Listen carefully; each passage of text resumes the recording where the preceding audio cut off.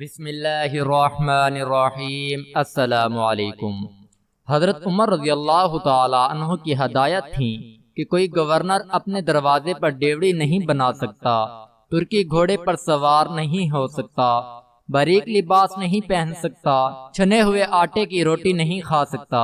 امیر المؤمنین عمر بن خطاب رضی اللہ تعالی عنہ مسجد نبوی میں بیٹھے ہوئے تھے کہ اتنے میں ان کے پاس سے ایک آدمی کا گزر ہوا۔ وہ کہہ رہا تھا، اے عمر، تمہارے لیے جہنم کی آگ ہے۔ امیر المؤمنین نے حاضرین سے فرمایا، اس آدمی کو میرے پاس لاؤ۔ جب وہ آیا تو آپ نے پوچھا، تم نے یہ بات کیوں کہی ہے؟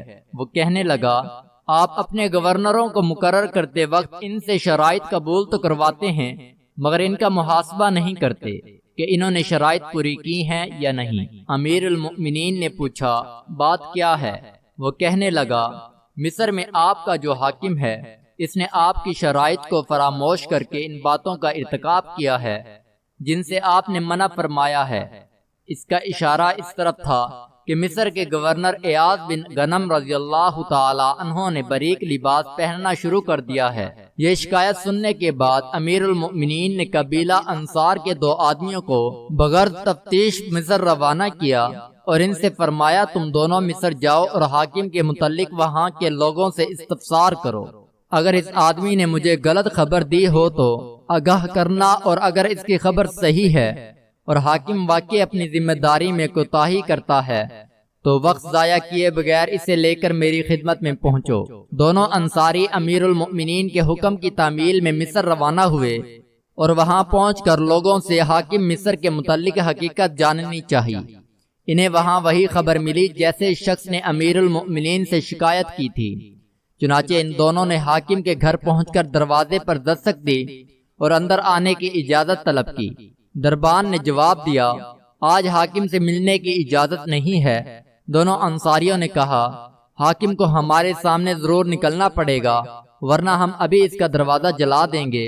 اتنے میں ایک انصاری جلدی سے آگ کا شعلہ بھی لے کر آیا۔ دربان اندر داخل ہوا اور حاکم مصر کو اس کی خبر دی۔ حاکم گھر سے باہر نکلا تو ان دونوں نے کہا، ہم امیر المؤمنین کا پیغام لے کر آئے ہیں، تمہیں ہمارے ساتھ چلنا ہوگا۔ حاکم نے کہا، میری ایک ضرورت ہے، تھوڑی دیر کے لیے مہلت دو تاکہ تیاری کر لوں۔ انہوں نے کہا، امیر المؤمنین نے ہمیں حکم دیا ہے کہ تمہیں ایک پل کی بھی مہلت نہ دی جائے۔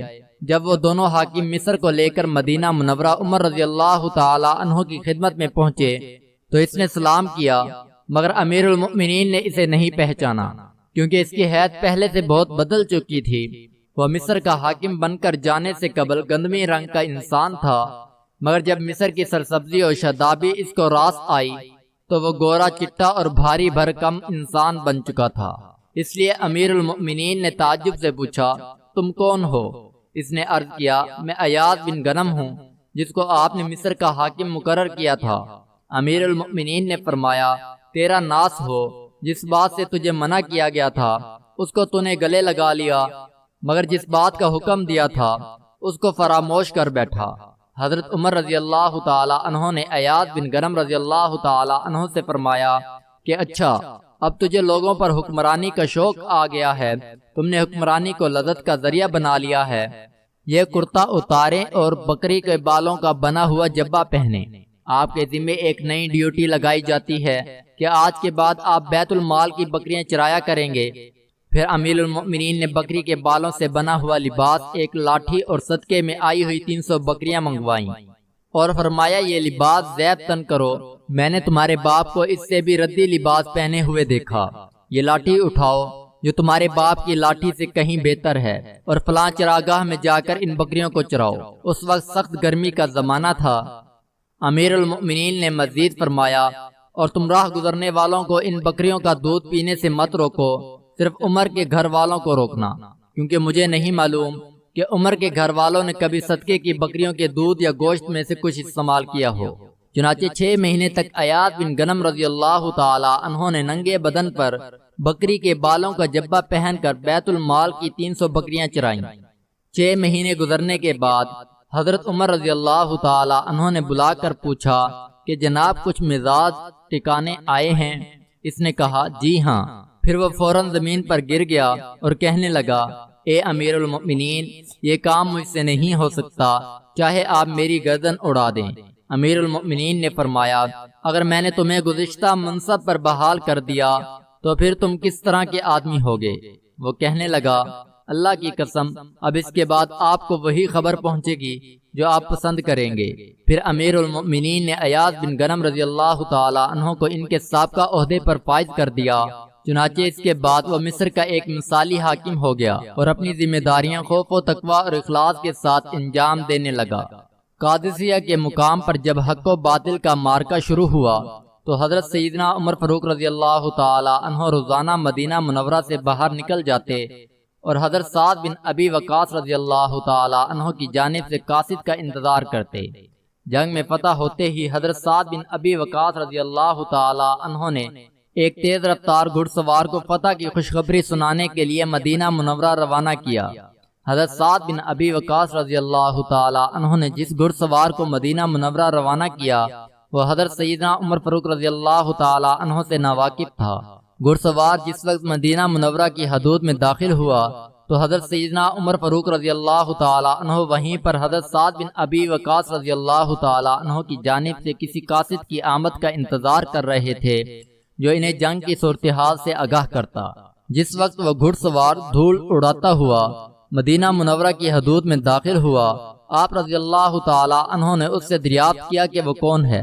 اس نے گھوڑا دوڑاتے ہوئے جواب دیا کہ اسے حضرت سعد بن ابی وقاص رضی اللہ تعالی عنہ نے بھیجا ہے۔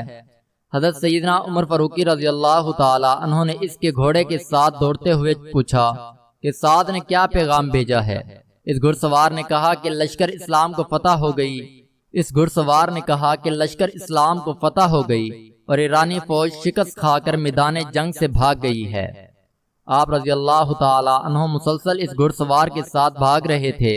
جب آپ اس گھڑ سوار کے ساتھ شہر کی حدود میں داخل ہوئے تو لوگوں نے آپ رضی اللہ تعالی عنہ کو امیر المؤمنین کہہ کر مخاطب کیا۔ اس گھڑ سوار نے جب لوگوں کی زبانی سنا تو گھوڑے سے اتر آیا اور حضرت سیدنا عمر فاروق رضی اللہ تعالی عنہ سے معافی کا طلبگار ہوا۔ آپ رضی اللہ تعالی عنہ نے فرمایا کوئی بات نہیں، تم مجھے مارکہ کی تفصیل بتاؤ۔ حضرت سیدنا عمر فاروق رضی اللہ تعالی عنہ قادسیہ کے میدان میں مسلمانوں کی فتح سے بے حد خوش تھے، کیونکہ یہ کامیابی مسلمانوں کو 3 زبردست خونی مارکوں کے بعد ملی تھی۔ جزاک اللہ، شکریہ۔